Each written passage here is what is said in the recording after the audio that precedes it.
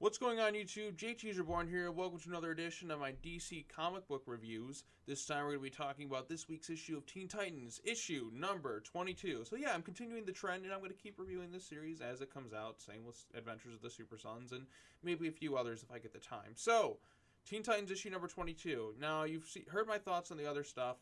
And there's some good stuff coming out in this one. Like I said, there's some good stuff in each issue. There's some things I still have little gripes about here and there, but there's still stuff I do like. So this issue has to deal with a fallout of the events of the previous issue, where Roundhouse was thrown into space and he apparently died, and blah blah blah blah blah. The team is feeling the effects of it. So issue starts out. Let's go ahead and skip ahead to the page I wanted to take a look at. So, blah, blah, blah, blah, blah. The kids are dealing with the repercussions. We get, like, a starting moment where they have to, like, stop somebody who's trying to rob pharmaceuticals. And then we find out who Robin's secret mentor is. And then there's some other stuff going on in this particular issue. So, yeah, they're dealing with the repercussions. A lot of them are pretty cold outside of Kid Flash. Robin's down on himself. And then Kid Flash is down on himself. Crush doesn't really show any remorse. Red Arrow is disappointed in the whole team because they've been acting pretty terrible as a team, and they definitely need some training. So let's go ahead and skip ahead. So they do their typical training thing. They all have weak points. Red Arrow exploits them, and then just shows that they, need to work better. And they're like, "Where's Robin? Why isn't he training with us?" But then we come to find out that it's like, "Oh, when you guys are ready, he'll train." But it turns out, Robin is deep below his secret prison. So Warden Damian is out here trying to get information out of Black Mask, and he's just saying. Black Mask is like, "Oh, you're not going to find anything out, blah, blah, blah." And then he threatens him with the life of his son, his illegitimate son that Black Mask has kept a secret about. So, now, obviously, Damian wouldn't bring harm to, like, an innocent person. He's just playing some psychological games because Black Mask isn't playing along. So, yeah, there's definitely some intimidation tactics going there. But when you come to find out, like, who's been influencing Damian, which is someone I predicted a while back, you'll find out it makes sense why he's kind of going this way. So yeah, the team goes to like this pharmaceutical thing, not a hospital, and then we get some of this nonsense right here where they're clearly setting up these two to just a little rant on this. Let's take a look. Blah blah blah. Let's take a look at the panels. Robin, I know that we are alone. I wanted to thank you for returning my ring after a mission. So we do find out they did return the ring.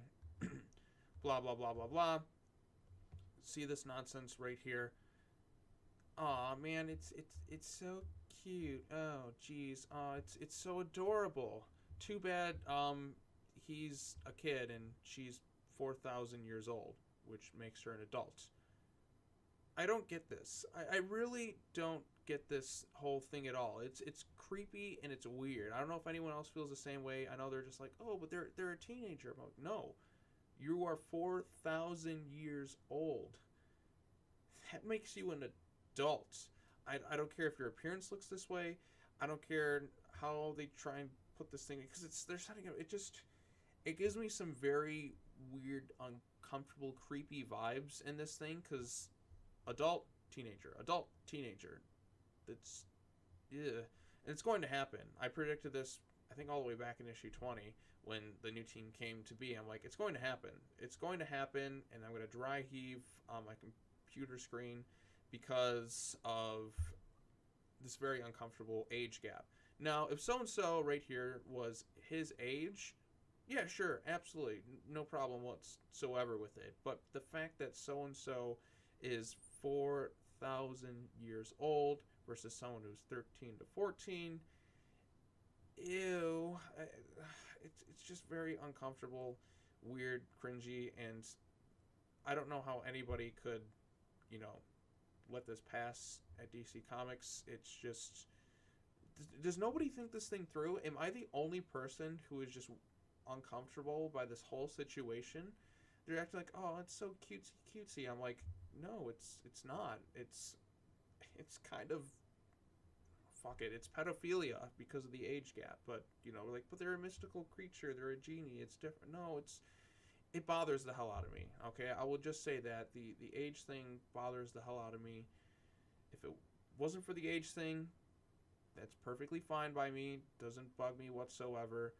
But because of the age thing, it's just gonna grate on me, and it's just gonna get on my nerves like the entire time. It's just gonna make me feel uncomfortable and weirded out by the whole thing, and just just don't do it.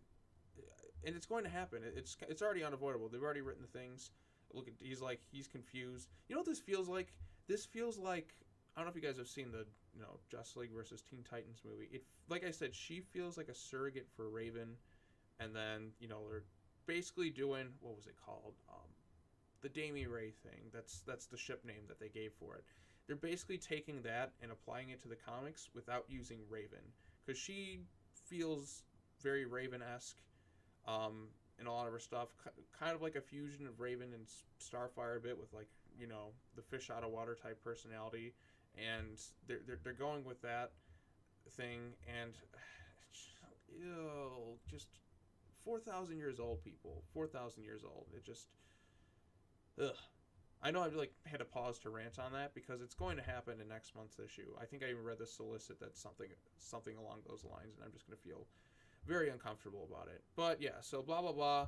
They go toe to toe with someone named Swerve, or whatever her name is, and turns out they're working with Golden Glider, who's on the cover of the issue, but has maybe 1 page of screen time or something like that. And then turns out she had the power to kind of cloak herself, and then blah blah blah blah blah. She talks about I didn't want to do this. I had money problems and all sorts of stuff like that. But eventually they stop her.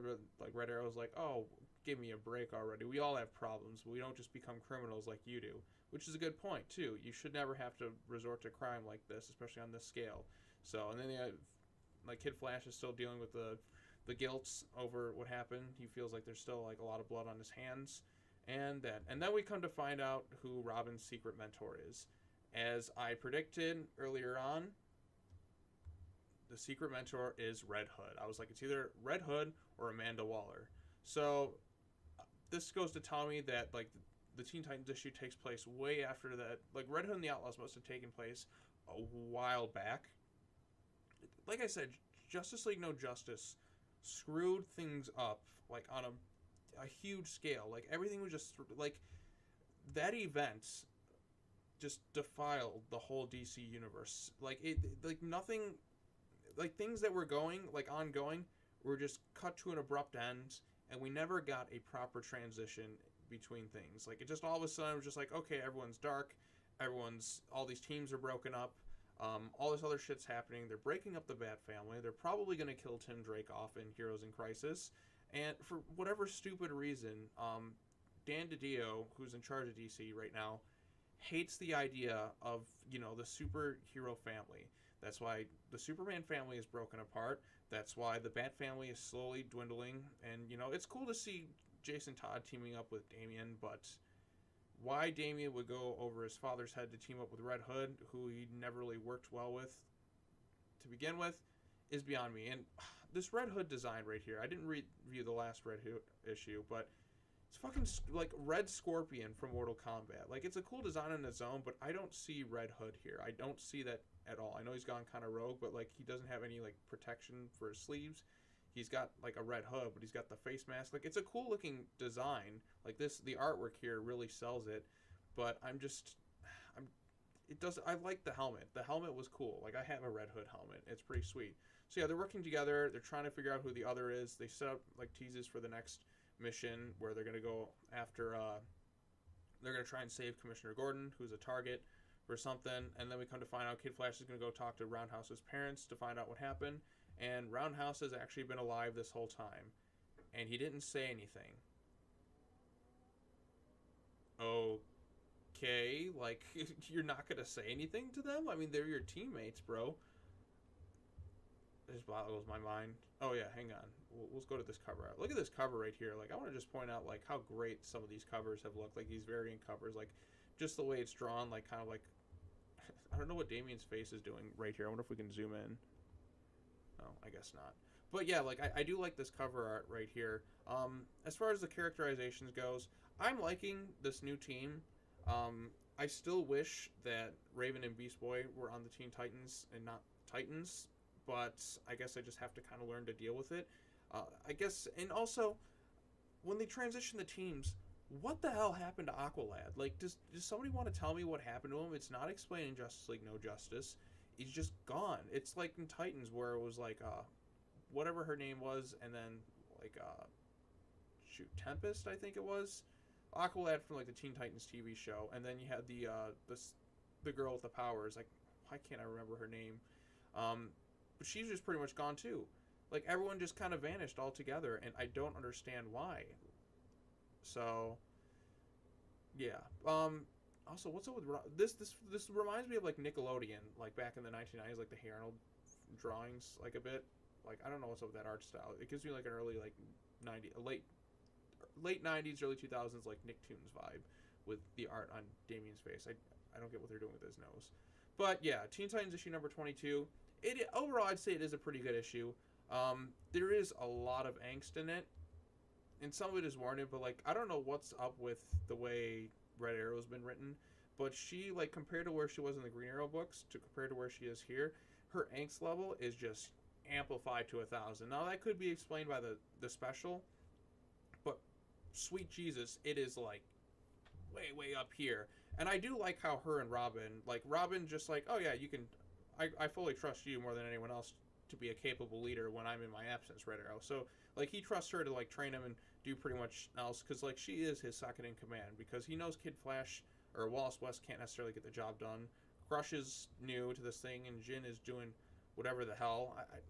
I'm still like confused by her powers, so I guess like a net stops her powers during the training exercise. Let's see if I can skip ahead. But yeah, Kid Flash is way more angsty than he's been. I know I've pretty much shown a good chunk of the issue. But like the training exercise where she takes out all of them. I'm excited for when Robin comes in and trains with them at some point. I think that'll be kind of cool. But like the next issue, they're going to Gotham with Commissioner Gordon, which should be pretty cool to see. And I do like the little bit of banter between Red Arrow and Crush is pretty funny. Where like when Jin is talking to Robin, Red Arrow was just like, we can hear you. Maybe she stopped it because she was kind of jealous. Crush says it's gross, and she says it's inappropriate. Team romances never end well. Then why did you go and kiss Robin in Teen Titans 13? I don't know. They haven't even brought that up too, which is kind of confusing to me, because it seemed like they were setting that up back in, when Percy was running Teen Titans and Green Arrow simultaneously. It seemed like that was the direction that they were going in, but that apparently got shelved with a new writer. Hasn't been acknowledged. The transition between, pre-Justice League No Justice and post-Justice League No Justice was just like everything's just happened off panel, and it's just you just have to run with it, apparently. And I don't like that. I'd rather have things just kind of, I'd rather have a fluent transition rather than if you're just, imagine this, you're reading like Teen Titans 19, okay, and then the special, it's just like, what the hell happened to this team? So then you go to read the special, it's like, why did this team break up in the first place? We never got to see it unfold. And that's pretty pathetic, if you ask me. So, yeah, I think that's all I really have to say. I could rant about what they're doing with the comic books and that, but I will say this. The artwork, very, very good. I think the artwork is really strong. I'm still not a fan, and like the way they draw Damian's mouth. I think it just, there's something off about it. His characterization, it's like improved in some ways, and it's like, not improved in others. Like, if you look at him with his team, he's no longer the scolding, arrogant, person that he once was. So he has matured in that regards. But, like, he's more savage and secret. So I guess he lets it all out there. And even then, like, at least he's not killing his prisoners. He's just locking them up. He's still giving them food. It's not like he's just leaving them there to die. He's still feeding them, just keeping them alive. He's just not going to kill them. So at least there's that. Because if he was legit just killing them, then what the shit? You shouldn't do that. It completely hurts the development that we've come to find over the past several years. But yeah, I think that's all I have to say. Yeah, I have a bad feeling when the Bat Family, when Batman finds out about this, or he might not. I did read a solicit where the tower was apparently like their base was destroyed or something. So we'll see. We shall see. But some intriguing things on the horizon for this run. This is not one of them. This is something I'm not looking forward to whatsoever because of the uncomfortable age gap. It's like in the movie Big, where Tom Hanks is like 10 years old, and then, you know, Elizabeth Perkins is an actual adult. I'm just like, there is something weird about that. So it just bothers me. But other than that, I did enjoy the issue. Like, it is keeping me intrigued. It's not like there is a interesting ongoing storyline here. I'm curious to see how it all ties together, but I do not want the Bat family to be destroyed, dismantled, for the sake of just wanting to make Batman depressed and everything. But like, this is a good series going on. I will say, I don't have an exact rating I want to give this. Maybe a 7 or 7.5 out of 10. I have read this back and forth a few times, and I'm curious to find out who the other is. I think it might be Vandal Savage, but we'll just have to wait and see. Or it could be someone new. But Vandal Savage is what I'm betting on, and I think that would be cool if it was Vandal Savage. So, yep, looking forward to this. Looking forward to seeing how Damian and Red Hood team up, because I do want to see them team up, but just in this regard, it's kind of just like, really? Kind of a gray area of how they're teaming up. But it should be interesting. So, yep, go ahead and post your comments below. Let me know your thoughts on this issue if you've read it or if you haven't. I just spoiled the whole thing for you. Yeah, I think that's all I have to say. Subscribe to the channel, hit the bell for notifications. Let me know if you picked up any comic books this week. I know there was Batman Damned #1, which showed his dick, which I know they erased that from the digital versions, but they kept it in the printed ones. So that's kind of funny. Those original prints are going to be selling for a lot more now, I'll tell you what. But yeah, so that was this week's Teen Titans issue. Pretty good stuff. I do have some gripes here and there, especially the age thing. Why nobody looked at this age gap and said, yeah, I think that's okay. And also, what is the point of making so-and-so 4,000 years old? What is the point? Maybe I need to like wait and see. Maybe they're not really 4,000 years old. Maybe the power is 4,000 years old and then just gets possessed into someone. Maybe it's like someone possessing someone who's just kind of like this age. I have no idea what's going on with that. So we'll have to wait and see. I want to see more of her character explored, because she is an interesting character. She's the most interesting of the new characters for sure. And then I'd say, you know, Crush, and then Roundhouse is still just kind of there. Just didn't really care for him too much. So, yeah. All right. Take care now. Bye-bye then, everyone. I'll see you next time. Subscribe.